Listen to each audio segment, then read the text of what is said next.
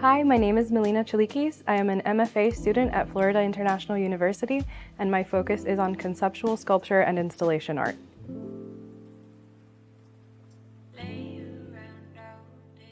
I find inspiration in the things around me and the things that I interact with the most. So I interact with my family a lot, and my art tells the story of my family and my experiences with them. And I also love collecting items that I find around.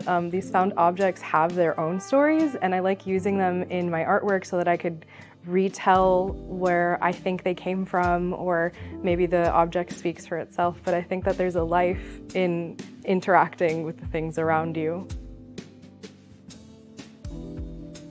For my project with Creative Vizcaya, I was really inspired by the grottos on the grounds and the idea of sailors' valentines, as well as the workers who created these grottos and the structures on the Vizcaya grounds.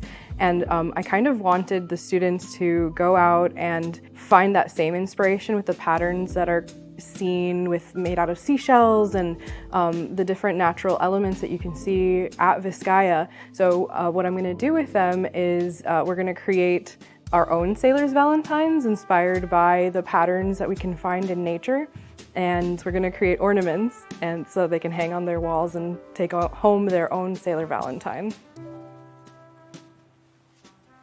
So I go to thrift stores whenever I need a material. I like interacting with these objects and finding things that don't necessarily, one wouldn't think of it as an art object, but I'm going to try to incorporate it into my work.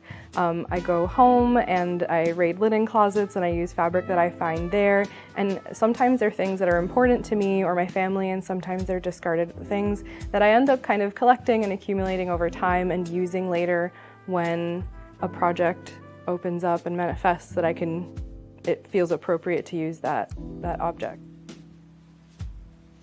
I think that I'm the most excited to take my practice out into the world. I'm just really excited about being able to collaborate with others and, kind of go out there and help other people tell their stories.